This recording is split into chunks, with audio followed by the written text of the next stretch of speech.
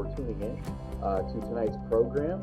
My name is Pat Kane, Public Programs and Visitor Services Coordinator at the Museum of the Grand Prairie, part of the Champaign County Forest Preserve District.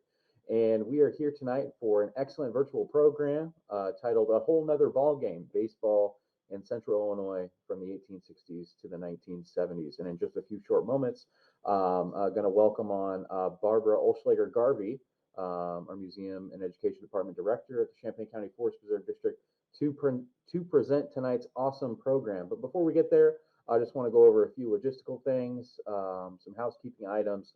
I'll let you know about what else is coming up at the Museum of the Grand Prairie and the Champaign County Forest Preserve District. First, if you could, let us know where you're watching from tonight by writing down in the comment section below where you're tuning in from tonight for tonight's virtual program. Have a few folks doing that already. Susie's tuning in from Mahomet, right where the museum is located in Mahomet, Illinois. And Kathleen is tuning in from Canton. So thank you, Susie and Kathleen, for letting us know where you're watching from. But we always love to know where folks are viewing our programs from. So feel free, if you're comfortable, to write where you're watching from down in the comments section. Also, a little bit about us. Museum of the Grand Prairie, our current mission is to collect, preserve, and interpret the cultural and natural history of Champaign County and East Central Illinois. We've been opened originally in 1968 as the Early American Museum, and we are part of the Champaign County Forest Preserve District, a collection of 7 forest preserves in Champaign County, as well as 2 educational facilities, including our museum at Lake of the Woods Forest Preserve in Mahomet, Museum of the Grand Prairie, and the Homer Lake Interpretive Center at Homer Lake Forest Preserve near Homer, Illinois. Also, we do want to hear from you. Want to get your thoughts on tonight's program. So after tonight's program, if you wouldn't mind, please complete this simple survey that I'm dropping into the comments right now. This short, simple survey should take you no more than 5-ish minutes to complete, but it'll help us improve our future programs and program offerings. Let us know what you thought of tonight's program, what other programs you may be interested in the museum and the Forest Preserve District providing. Again, should only take a few minutes, and we would thank you so much for actually filling out that survey. A few other programs coming up in the near future. On Thursday, September 2nd, so a week from tonight, our friends over at the Homer Lake Interpretive Center are going to put on another online event via Zoom titled Mosquitoes in East Central Illinois. Holly Tootin, who is a vector ecologist with the Illinois Natural History Survey Medical Entomology Lab, is going to present this program, and registration is required for that program. So visit ccfpd.org, the Champaign County Forest Preserve District website, to learn how to register for that program. Again, Thursday, September 2nd, from 7 to 8 p.m., this program titled Mosquitoes in East Central Illinois, going to be a virtual program that you do need to register for, as it will take place on Zoom. So be sure to register so you can get that Zoom information. On Saturday, September 11th, we're going to put on our annual Prairie Stories event, where we provide a number of different demonstrations and activities to help bring 19th century East Central Illinois history to life. We'll have local blacksmiths, schoolhouse lessons, butter churning, candle dipping, and so much more at this event. All current public health guidelines will be followed. All demonstrations and activities will take place outdoors in the interest of keeping our patrons and our staff and our volunteers as safe as possible. So again, this Prairie Stories event is happening on Saturday, September 11th at our museum at Lake of the Woods Forest Preserve, located in Mahomet, Illinois, here in East Central Illinois. And the program will take place on Saturday, September 11th from 10 a.m. to 5 p.m. The Museum of the Grand Prairie and Homer Lake Interpretive Center are open to the public. We're open from 1 to 5 p.m. Tuesdays through Saturdays at the Museum of the Grand Prairie, and so is the Homer Lake Interpretive Center, open from 1 to 5 p.m. Tuesdays through Saturdays. So if you're local, get out and visit these awesome free educational facilities to learn about local history as well as our natural world around us over at the Homer Lake Interpretive Center.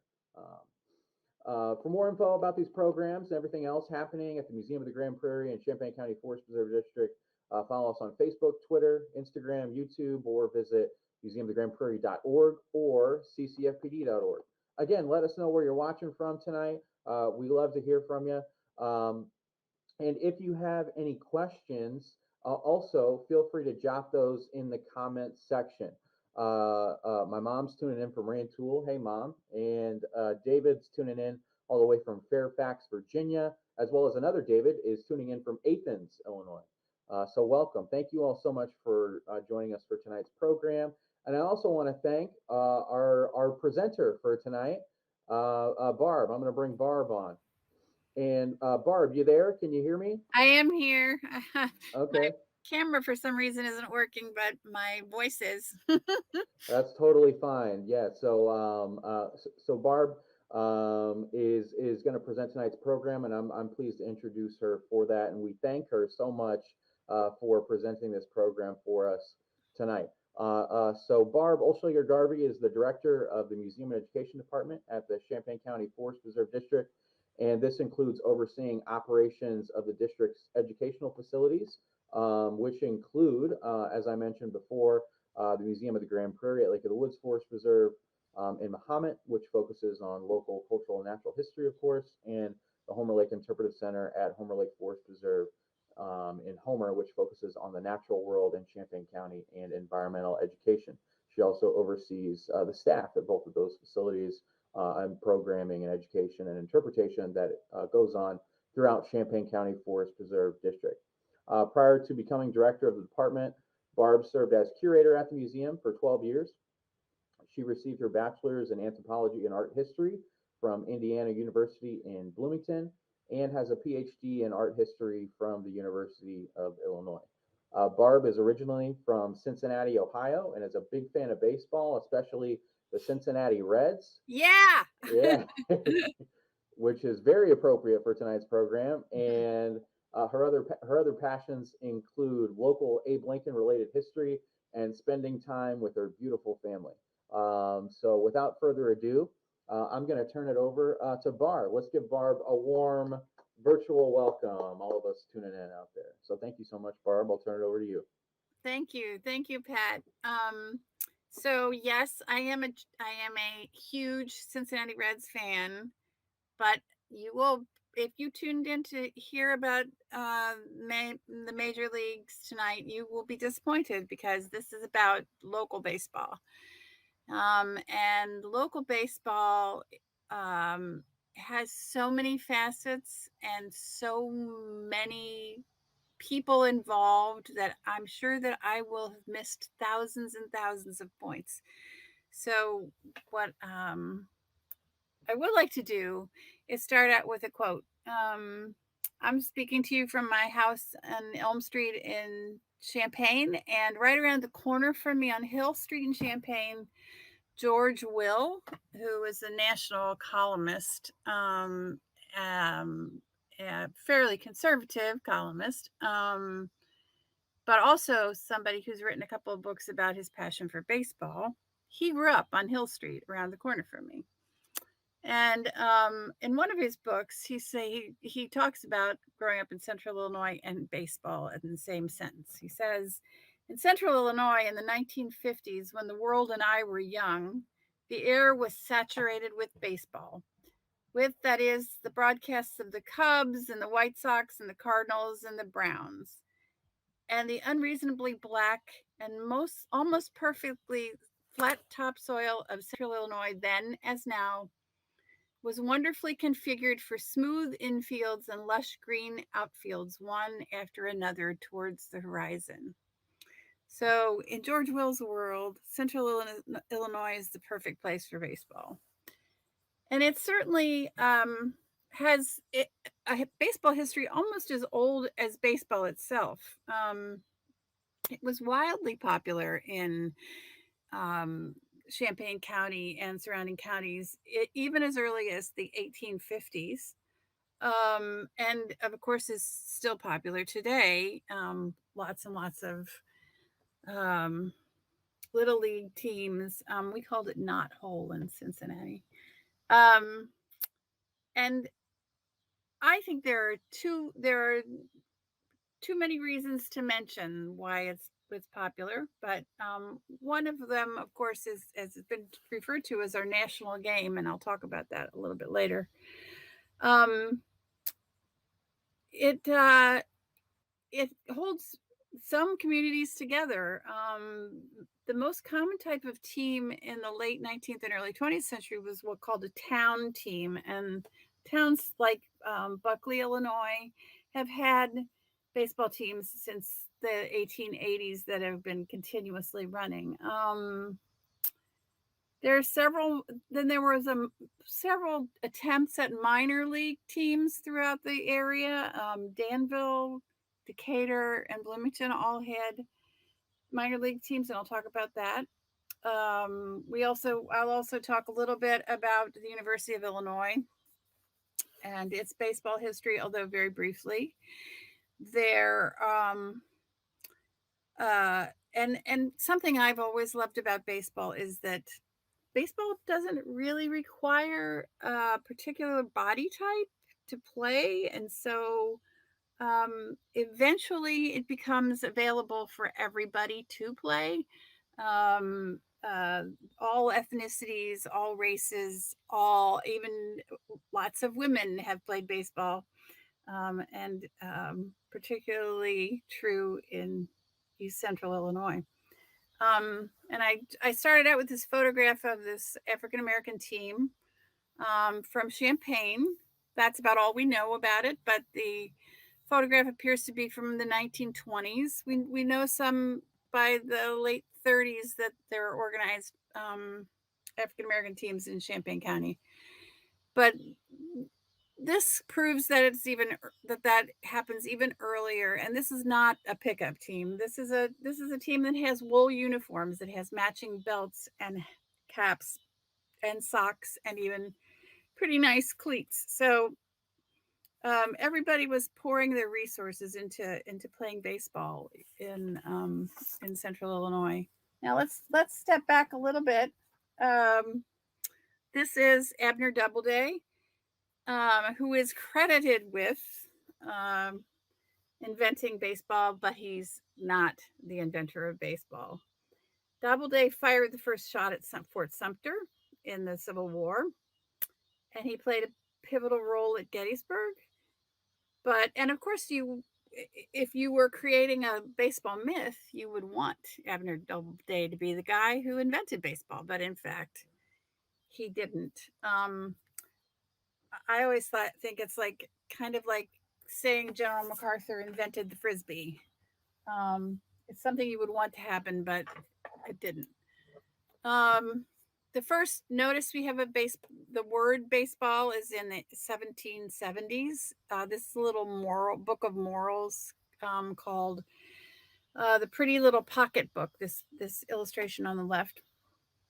And we see three fellows with tri-corner hats, little colonial lads running from base to base, which seem to be kind of pillars, right? This is probably not the baseball that we know, but it may be a precursor. There are several of them, this and a game called Rounders, and possibly also cricket. But by 1857, which is what this article from the Bloomington Pantograph is from, by that time we have baseball being talked about in a relatively local newspaper. And if you look at the center of this article, it says, cricket is a very fine game, and we do not wonder that a large number of our citizens should be as fond of it here as they were in the land of their birth. But to our mind, it is hardly equal in the way of excitement to our national game.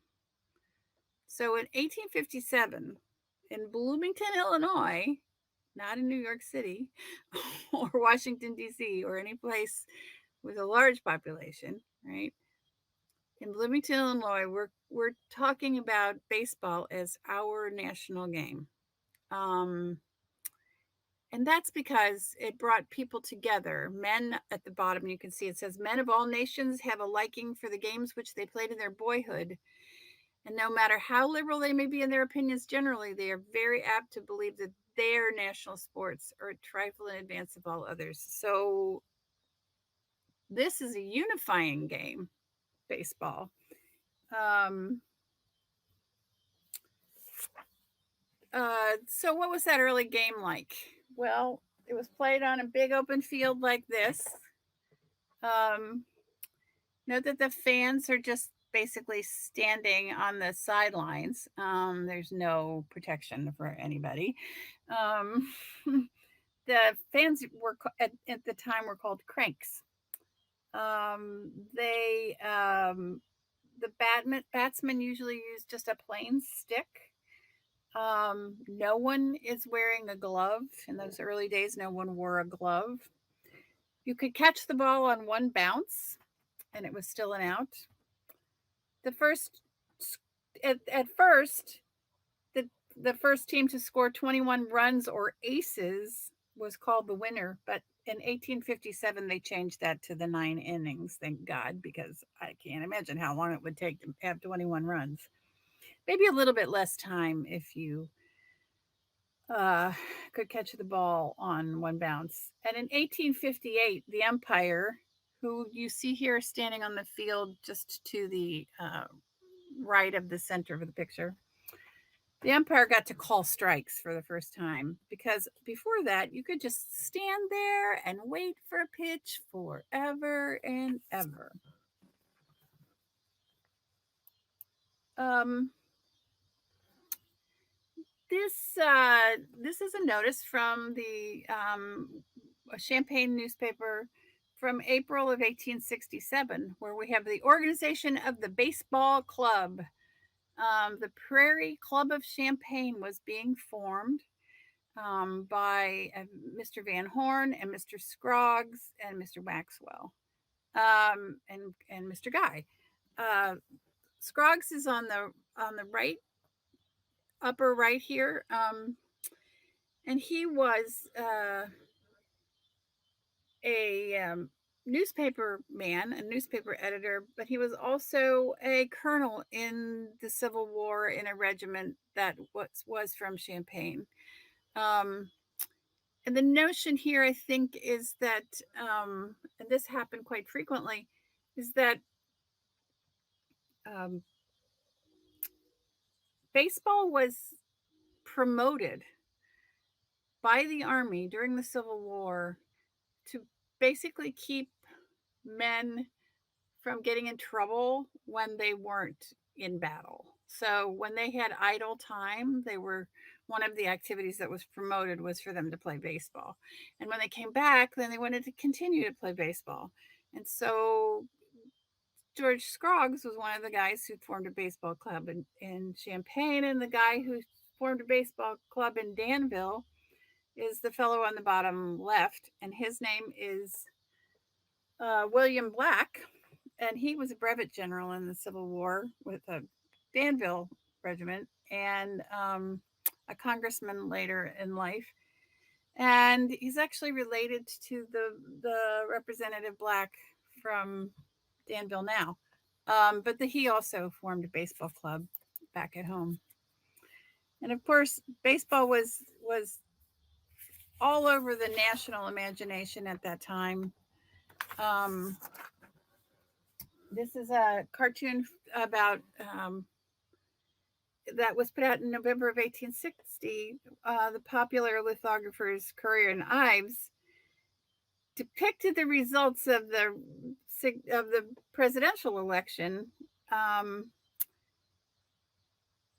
But John Bell, the Northern Democrat, Stephen Douglas, the Southern Democrat, John Breckinridge, and Republican Abraham Lincoln are all depicted as baseball players. And who has the giantest bats?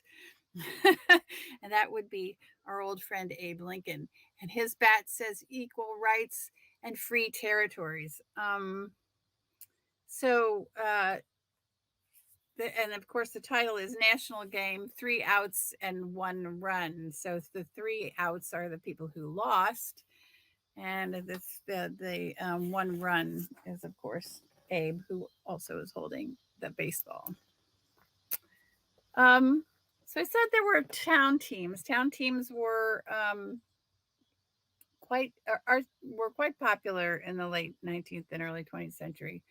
And these are the Buckley Stars. Now, today, the Buckley team is called the Dutch Masters.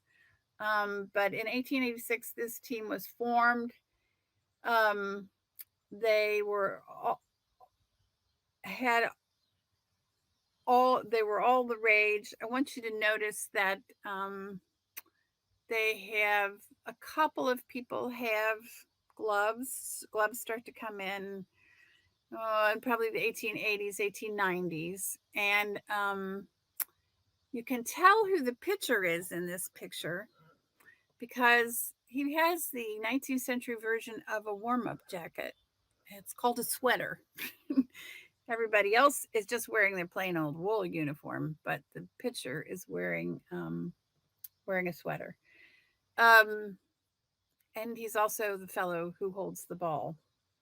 The first person who gets a glove is the catcher, which makes some sense if you're burning a ball down to the catcher from the pitcher.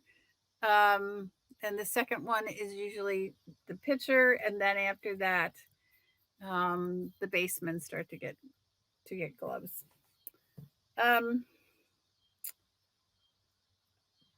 The name of the Buckley team today is the Dutch Masters, which is a reference to their German heritage. There was also a team. This is from about 1905.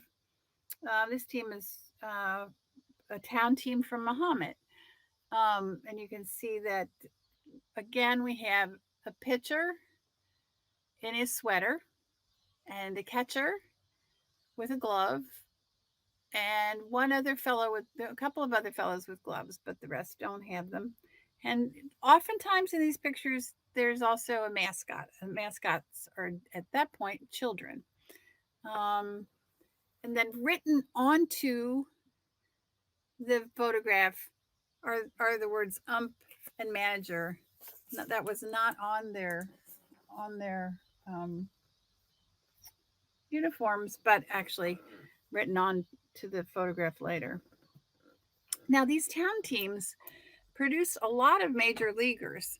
Of course, remember the major league was a lot different in those days, but one of them, the one I'm probably the most fond of, is a fellow whose name is Big Jeff Pfeffer on the left here. These are all trading cards. We are accustomed to having baseball cards be in a package with bubble gum. I don't know if they still come that way, but they did even when my children were kids. But these were in packages of cigarettes or packages of tobacco. So not exactly the healthiest thing, but that was what sold frequently, and these cards were in there. Big Jeff Pfeffer's first name was not Jeff at all. I think they just called him that because it rhymed. He was a pitcher and an outfielder. He played on an early University of Illinois team. He went on to play for the Chicago Cubs in 1910 and 1905 and 1910. And then he played for the Boston Bean Eaters from 1906 to 1909, and he had a ERA of about 3.4. Clark Griffith in the center there. He grew up in Bloomington. He was a pitcher from 1891 to 1914, and he was the player manager for the Reds when this card was made. But he went on to own the Washington Senators from 1920 to 1955, and he was a fierce opponent of night games. And then on the far right is Al Myers, who was a second baseman from Danville, and he played for the Kansas City Cowboys and the Philadelphia Quakers. I just love these names that we don't even know that how many major league teams there were. And the Washington Nationals. His not a seriously impressive guy, but I loved the picture where he seems to magically be keeping a baseball suspended in midair. A couple of other people. Earl Hamilton was from Gibson City. He played for the St. Louis Browns and the Pittsburgh Pirates and was a pitcher.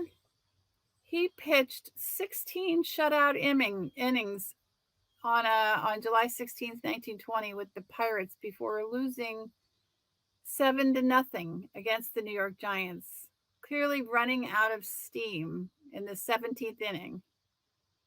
Rube Benton, the person he was pitching against, also pitched for 16 shutout innings. So those guys didn't have too many relief pitchers, apparently.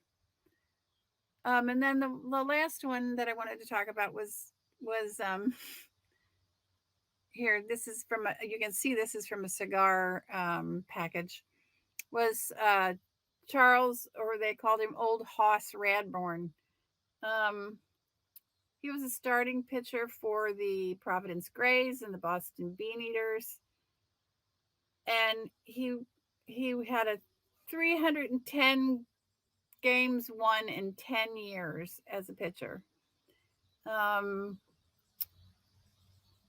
He is widely known as the person who was first photographed flipping his middle finger in a photograph. And he has been ranked as the 45th best pitcher of all time, believe it or not. He was a cranky old guy. Here he is with his team on the upper right of the photograph with the mustache. So baseball was really at the heart of every town. There were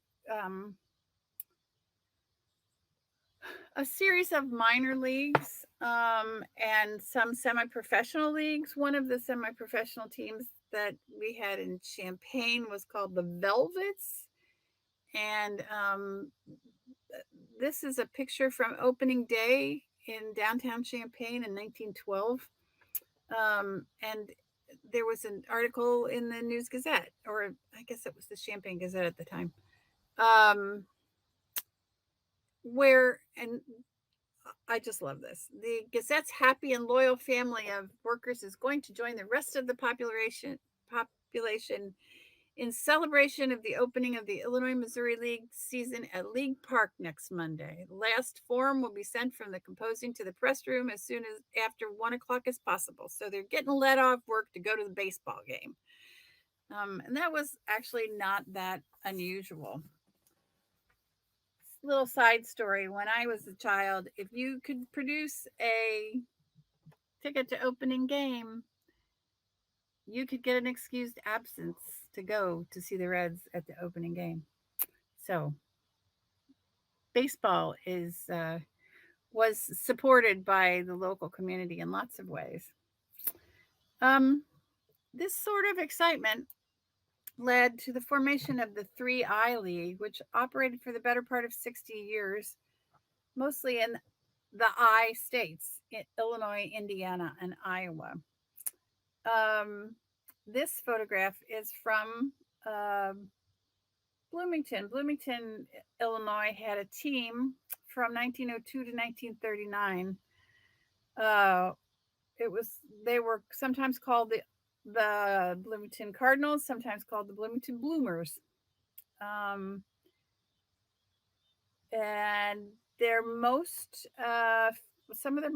one of their most famous players was a fellow named, here's the Bloomington Bloomers again later, was a fellow named Burley Grimes, who was well known for being the last person to throw a spitball. Spitballs were outlawed in 1920. but everybody who was throwing a spitball in 1920 was allowed to keep throwing spitballs. And so he actually threw his last spitball in 1934.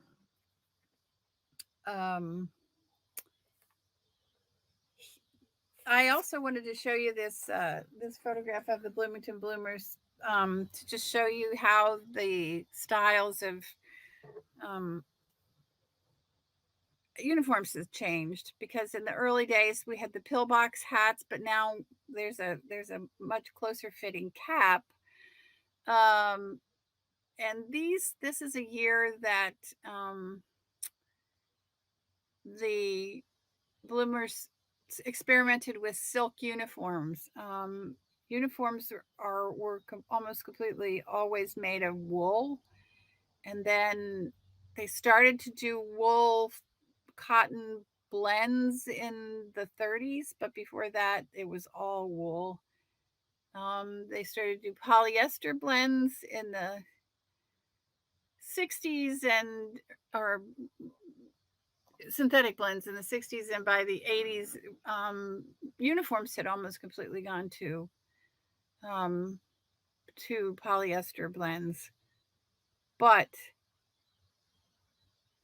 it wasn't until 2007 that the wool cap finally became a thing of the past in Major League Baseball, and it obviously gone earlier from these local teams. Decatur also had uh, a minor league baseball team. Their minor league baseball team was called the Commies. It was short for Commodores. Commodore Stephen Decatur was a naval officer in the Revolutionary War, and that's where the name Decatur comes from. And they had this team for 64 seasons, running from 1900 to 1974, with some years left out. They were in 3 different minor leagues, and they were affiliated mostly with the St. Louis Cardinals, but sometimes with the Giants and other teams. At first, they were owned by and played at Staley Field, and you can see the Staley buildings in the background, which eventually became Archer Daniels Midland. And of course, Staley also owned the Chicago Bears before they were the Chicago Bears, they were the Staley Bears. The Commies played also at Fans Field. This is a picture from Fans Field by 1930. And they had the first night game in Illinois, they claim, on May 14th of 1930. The first night game, incidentally, in the major leagues was in 1935 at Crossley Field in Cincinnati, believe it or not.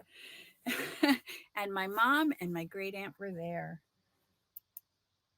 Danville also had a series of teams: the Speakers, the Veterans, the Dans, the Dodgers, the Warriors, and the Suns. And today they actually have a Central Illinois Collegiate Wooden Bat League team playing in Danville every summer. It's still called the Dans. This picture is from 1923, the first pitch of opening day in 1923 for the Danville Veterans. The Speakers was one of the first teams, and that team was named after Joe Cannon, who was the Speaker of the House of Representatives, the National House of Representatives. Joe Cannon was quite the character. He was a tough guy, and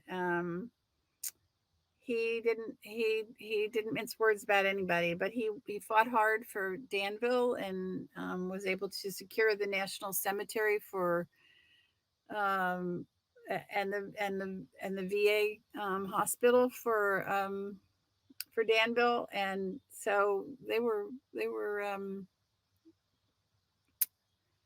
grateful to him, and named the team the Speakers for a while, and then the Veterans in honor of those two things.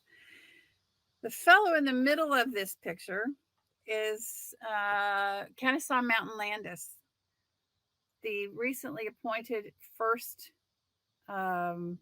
commissioner of baseball. And he was commissioner of baseball for a very long time and is widely credited as the fellow who kind of developed the restrictions on free agency that didn't get gotten rid of until very recently. So they were proud to have him there that day, on opening day in 1923. Another fascinating thing about Danville's minor league history is that in 1946, they managed to woo the Brooklyn Dodgers to have a minor league team there. And they built a beautiful wooden stadium the year after World War II was over. And that farm team actually tried to recruit Roy Campanella and Don Newcomb, both black players, but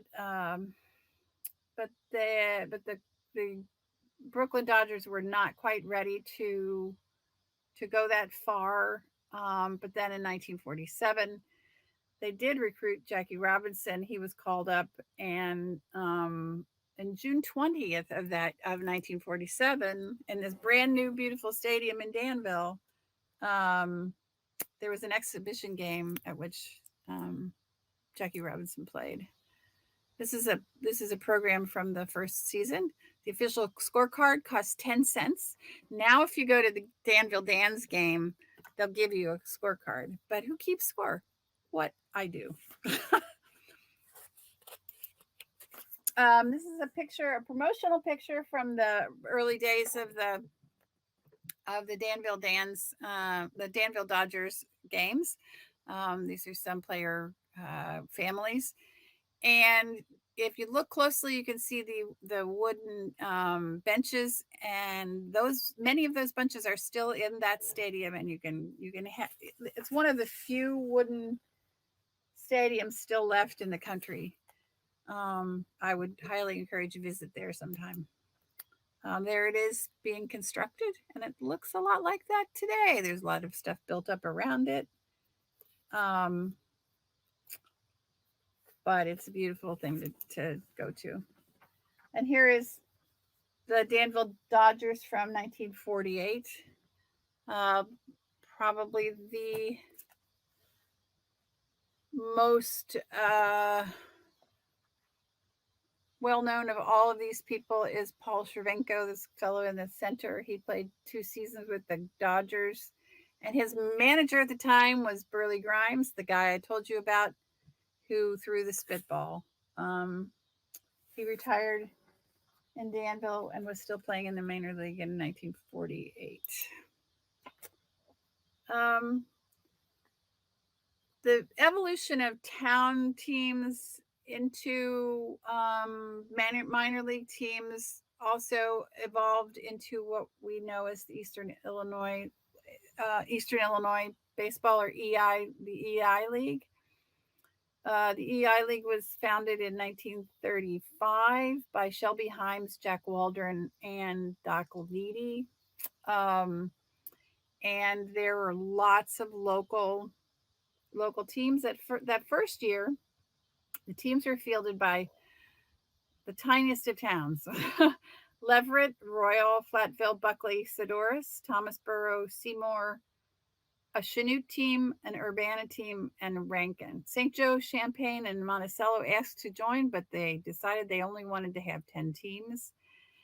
And in 2015, there were 8 teams in the Eastern Illinois League. It is still going strong. So this is a team from the early days from Royal, and then on the bottom there are early days team from Flatville.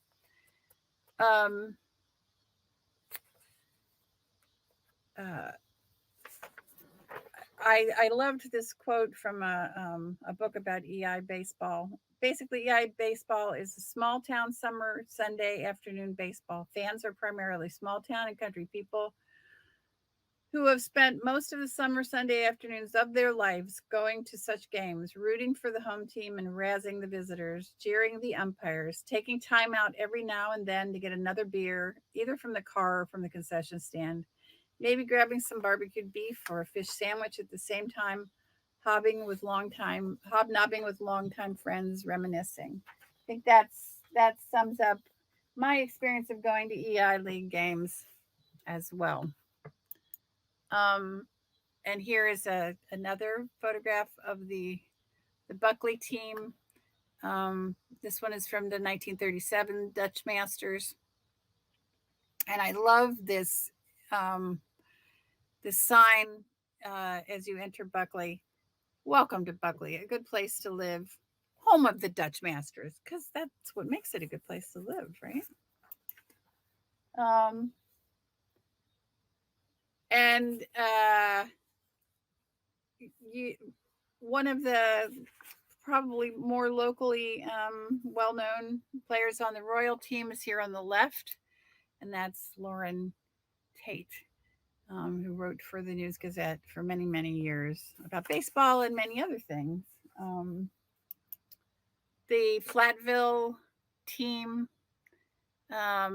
in the 50s, the Flatville team and some of the other teams brought in celebrities to bring attention to the games. This one is Dizzy Dean, who played for the Cardinals, the Cubs, and the St. Louis Browns, but was really quite well known as a pitcher. And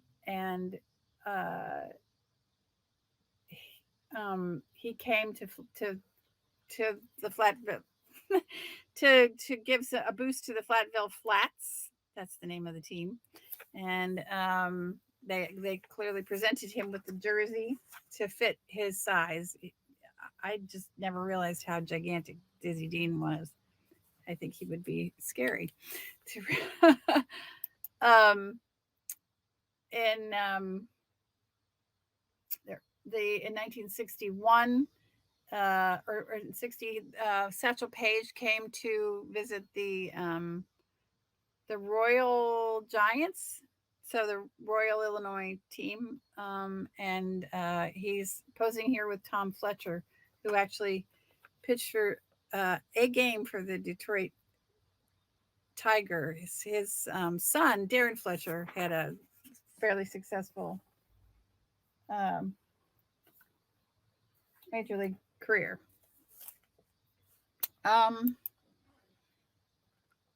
The EI League also had a Champaign team at some point, and obviously an Urbana team.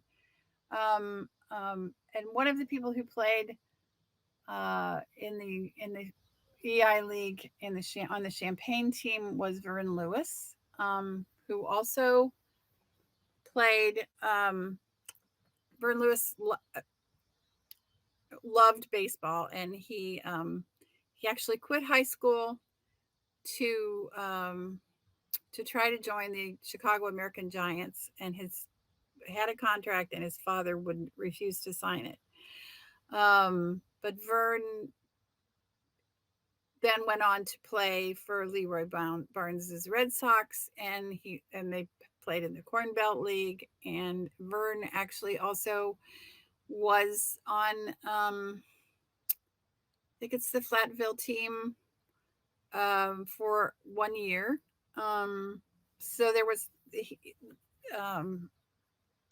a good bit of recruiting from team to team and from town to town. My favorite story about Vern Lewis is that even in his later years, he loved baseball so much he could be found watching it on more than one TV at a time. Who's done that? Not me. The Champaign Eagles was an Eastern Illinois League team in 1952, and they won league titles in 57 and 66. And Wardell Jackson was the person who kind of was the mastermind behind the Eagles for a while, and he was known to recruit several white players throughout the even though the team was predominantly African American. So I love the fact that there was integration in the teams, not a lot, but some, and and I to me it's because baseball was more important than anything else, and fielding a good team, right?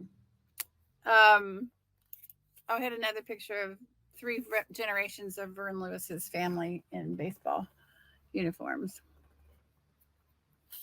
Um, I would be remiss if not mentioning Ernie Westfield, who played for the Birmingham Black Barons, which was a Negro League team. The Negro League started in the 1920s. It was an alternate for, I mean, because blacks were banned from baseball in that period, and even though in 1946 Jackie Robinson became the first African American to play baseball on a major league team, that didn't mean it was like an open door for everyone. And so the Negro Leagues lasted into the 1960s, and Ernie Westfield played for several years, starting in 1959 on the Birmingham Black Barons. And he lived the rest of his life in Champaign. He just passed away this past summer, and spent a lot of time raising money for young people to be able to play baseball. What about ladies?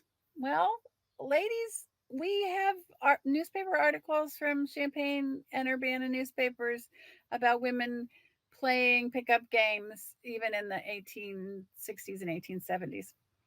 Um, and this Courier and Ives print is from that era as well. Women, the first women's baseball team that was paid to be that they charged people to watch was in 1875, and that was in Springfield, Illinois. So there were plenty of women playing baseball even before um, softball was promoted as a women's sport. Softball was actually invented in by I can't remember with it.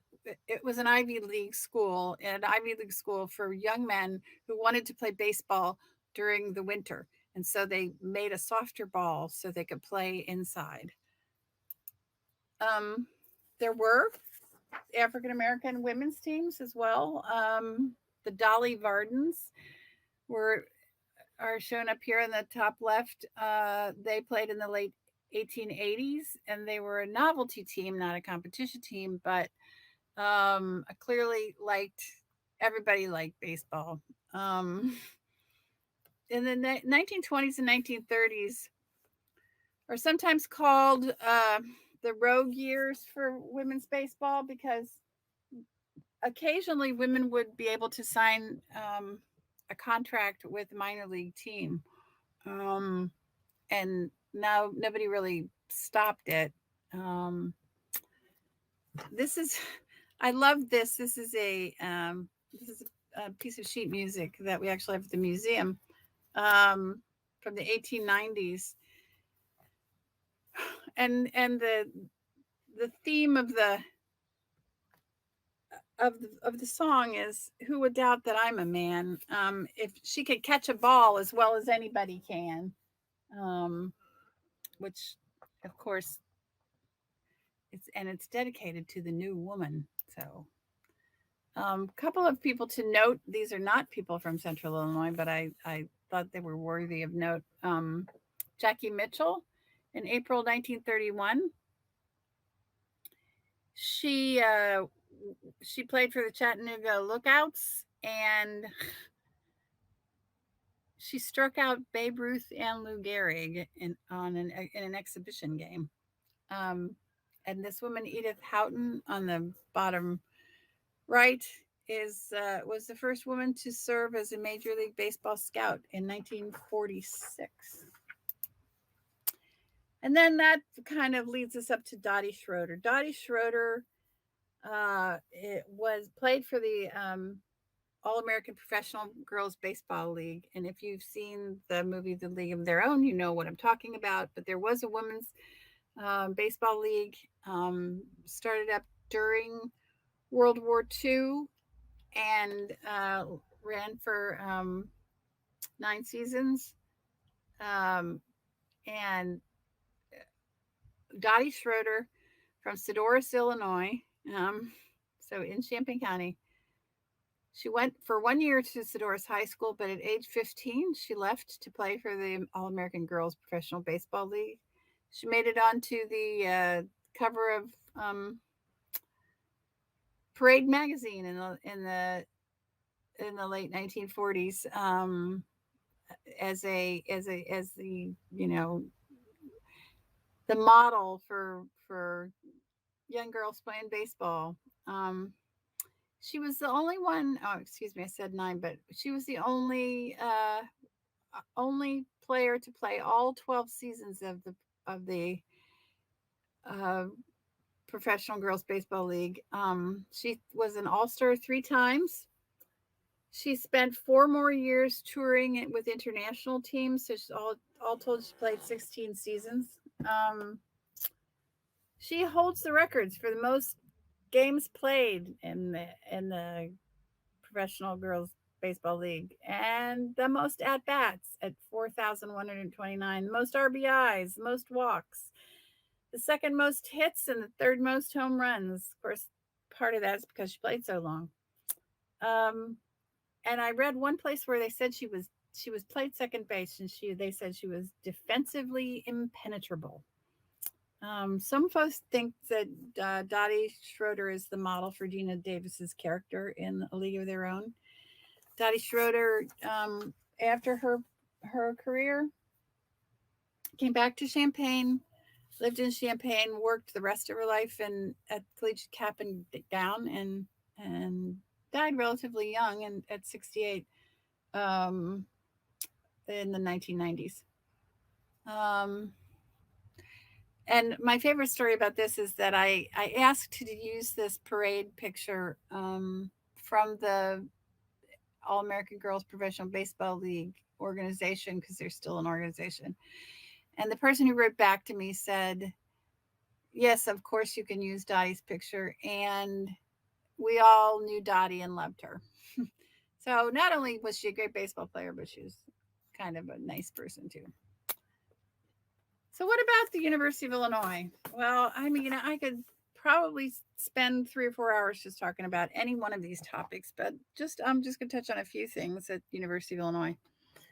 This is George Huff. George Huff was the head baseball coach of the University of Illinois baseball teams from 1896 to 1919. He had 317 wins and 97 losses and 4 ties. They won 12 conference championships, and they never finished lower than second. Anybody who would have that record would be welcome today, right? He was the athletic director at U of I from 1901 to 1935. And he also coached the football team for 5 years while he was coaching the baseball team. And in 1907, he was also the manager of the Boston Americans. And you may know Huff Hall on the University of Illinois campus. It was named after him. And there he is with his team in 1904 on the upper left. One of his players was Carl Lundgren, shown here, who played 8 seasons for the Cubs after playing for University of Illinois, and then went on to coach Michigan baseball from 1924 to 1931, and then became the baseball coach and assistant athletic director under Huff. And probably the most famous baseball player from the University of Illinois was Lou Boudreau, who played for the Cleveland Indians from 1938 to 1952. Um, he also played basketball, and he was disqualified because and in light of the recent NCAA rulings on these things, it makes me kind of sad. He made an agreement with the Cleveland Indians to play with them after leaving the University of Illinois, but then they disqualified him for even making the agreement. So his senior year, he actually played professional basketball, but he did finish at the University of Illinois. He in 1948 he was a player and also a manager. He had a 355 battering average with 18 home runs and 106 RBIs, and he won the American League MVP. Some other major league players from the U of I: Matt Hergis, who was a pitcher for the Dodgers, the Phillies, the Expos, the Blue Jays. Darren Fletcher, who played in Royal and then went on to play for the Dodgers, the Phillies, Montreal, and Toronto. And Scott Geraltz, who this is from left to right, who was the San Francisco Giants pitcher. So, what have I missed? Well, I've probably missed Little League, and I missed American Legion baseball, and I missed the scores and scores of people who played softball, and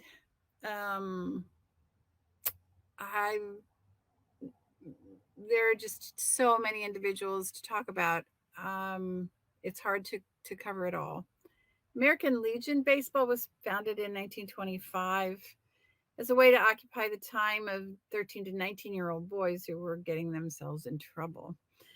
And the Little League was founded in 1939 for kids ages 4 to 16. In 1974, they let young girls play.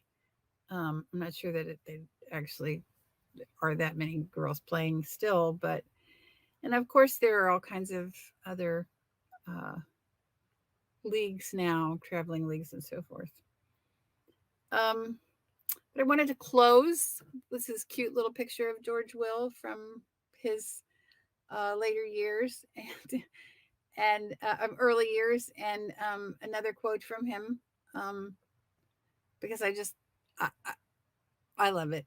He says, "Baseball being the difficult game it is, even the best hitters in the big leagues fail about 65% of the time.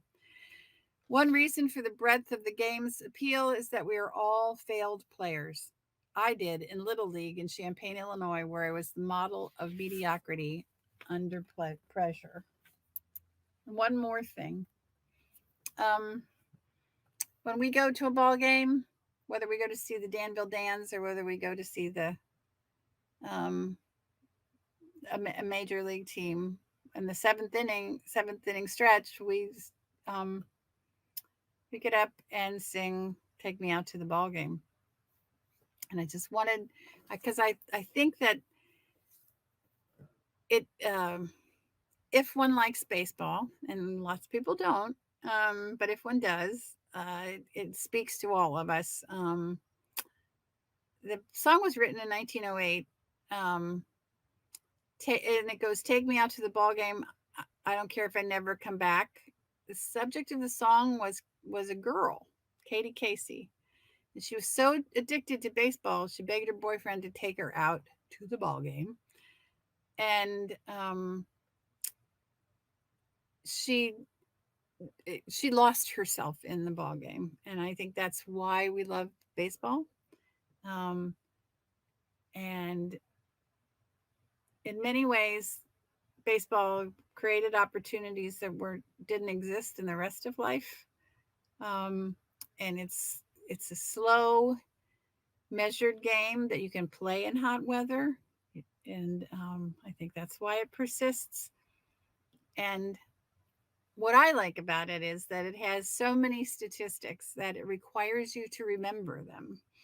And that's what makes a historian. And it also is what makes memories. And uh, we all like to live with our memories. So I am more than happy to take any questions. Can't see anybody, but I'll be happy to talk. Pat, if you have any questions hanging out there. Sure. Yeah. Yeah. Thank you so much, Barb. Uh, I I was gonna ask you. I think you touched on it a little bit there at the end, and then in other parts of the presentation. But what motivated you to research local baseball history? And as Barb mentioned, as I put up on the screen here, if you have a question, write it in the comments, and Barb would love to answer them, as best as we can. But yeah, Barb, what's you know, we have this program tonight, and then at the museum we have a whole exhibit with a lot of this content on local baseball history. But what made you dive really deep into it? Of course, you have an interest in, like the game yourself, but anything else that you haven't mentioned that motivated you so much to want to research local baseball history? Well, I wouldn't say that I'm a lover of sports. I don't, I don't. I mean, and I thought about that. I thought about people who might be watching tonight and thinking, why in the heck is an old woman telling me about baseball? Um, and baseball appeals to me for, I think, a lot of the reasons I was just talking about. Baseball, if you score a baseball game, you can reconstruct it in much the same way as you reconstruct things when you tell a story or you write a history. In fact, the historian Doris Kearns Goodwin has written a book called Better. I think it's Better Luck Next Year, or Wait Till Next Year, maybe. Um, and it's about her learning to write history. Well, her love of the Brooklyn Dodgers, um, until the Brooklyn Dodgers leave Brooklyn, but also her learning to keep score, write statistics, and then reconstruct the games for her father the next day. Little realizing that there were articles in the newspaper every day about what was happening. I think that appeals to me, but I do think it is a game that you can play in the summer months without getting too overheated because you're not running around a whole bunch, just some, and it can be played outdoors. And I also love the fact that it's slow, that you can have a conversation while you're watching a baseball game, that you can talk about strategy and what you think might happen. And I like that too. But also, it's a hometown loyalty. If you grew up in Cincinnati, you better like the Reds. So, and I came of age right when the Big Red Machine was winning World Series and so forth. So that's Yeah, part of it too. yeah, I I was gonna say too. I like the slow, measured, aspect of the game, and much like that aspect of it, and many other aspects. I like the just the relations to life in general. Like you said, you're outdoors. You can be outside and spending time with other people, and Mhm. camaraderie either on Yeah. the camaraderie either on the teams or in the stands with the other fans, or showing your fandom, with your favorite team and wearing their favorite gear. There's just a lot to like about it for sure. Yeah. No, I agree. Um, Nancy said she attended a couple of Commodore games in the 70s at Fans Field. Saw Gary Matthews hit a homer with a Giants affiliate team. Then, so that's pretty cool. She saw a Commodore game. That's really cool. Yeah, Yeah, yeah. that's Yeah, great. and if you have any more questions, feel free to write those down in the comments. Would love to answer those. Barb, I had a question too, from me. How did you complete your research? Where did you find your sources? Who did you talk to here in the community? Because you showed quite a few awesome resources. Whether it's photos or articles. But how'd you go about the research process? If you wouldn't mind sharing that. No, that's fine. I spent a good bit of time in the Champaign County Historical Archives. I went to the University of Illinois Archives. I went to the McLean County Historical Museum, which also has its own archives. The McLean County Archives are there as well. And there was a fellow there who was really steeped in baseball history. He helped a lot. His name was Bill Kemp. And talked to Jeannie Cook in um, um, Danville, who is the person who coordinates the Danville Dans team now. She has a lot of memorabilia from the early days of the Danville Dodgers. And I did talk to Lauren Tate.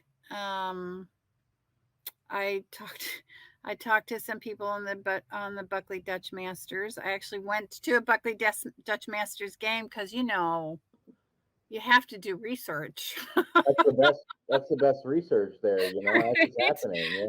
Yeah. um, and I actually talked to a couple of people who were collectors because originally we did this exhibit in 2007, and we had some really old uniforms and old equipment and so forth to accompany the panels that are in the museum right now. But now it's just the panels. And then we actually traveled the exhibit to Decatur and Danville, which is part of the reason that I cast the net rather broader than I might have if it was just about Champaign County. I wanted to mention that there is an exhibit opening next Thursday, the 2nd of September, at the Springfield and Central Illinois African American Museum in Springfield, on the Negro Leagues, and it's borrowed from Kansas City. So with a local component being put together by Catherine Harris. So I wanted to be sure that people are aware of that because I think that's going to be a great exhibit, and I'm hoping to go see it myself. But uh, baseball brings them all out, right? Um, I talked to the woman today who runs that museum, and she was telling me that they have um, a short movie that features Ernie Westfield, who played for the Birmingham Black Barons, and actually it was put together by WILL, and also talks about Bobo Smalls. I'm not sure precisely where he was from, this area though, and he played for the Indianapolis Clowns, which was another uh, African American baseball team or black um, baseball team. I'm trying to. So anyway, I wanted to make sure that I mentioned that so that people could have the opportunity to go see it. Yeah, that sounds like a pretty cool exhibit there. Yeah, Yeah. yeah, And it's the Springfield and Central Illinois African American History Museum, yep, correct? Okay. yep. Okay. I have to check that out. That sounds pretty interesting. Maybe Yeah. maybe we can make a work field trip out of that. There you go. Any excuse, right? Yeah. Yeah. No, nobody should be fooled. We don't do that. We would like to do it. We always talk about it, but we never follow through. Yeah. I'm not seeing any questions coming through, Barb, but Okay. if there are questions, after the fact, feel free to write those in the comment section and we can come back to them later. But thank you so much, Barb. Yeah. Even though we can't see you, it was a wonderful presentation. And I learned a lot.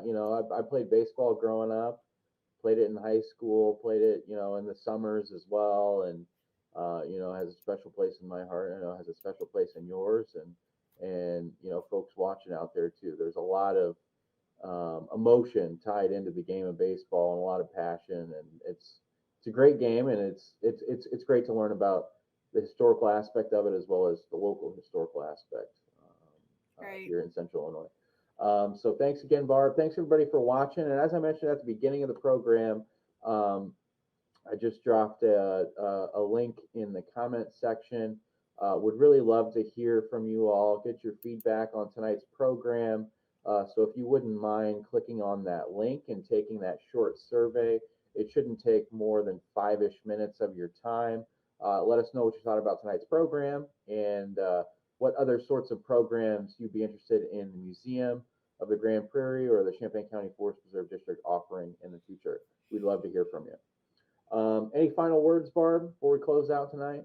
No, just thanks a lot for coming. Thanks a lot, and keep following us. We're going to have some great Lincoln lectures later in the fall, and have a lecture about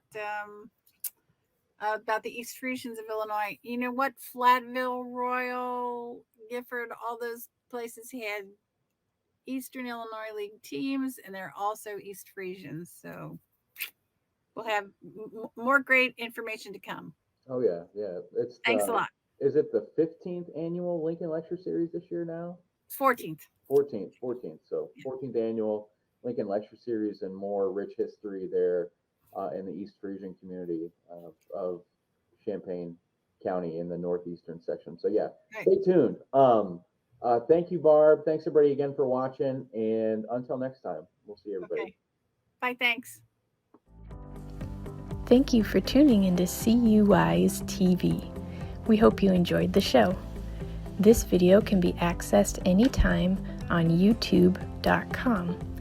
In the YouTube search bar, type in UPTV6 and look for their microphone logo. We hope you will join us again next week for more local, engaging content designed specifically for Champaign County older adults. Take care and stay safe.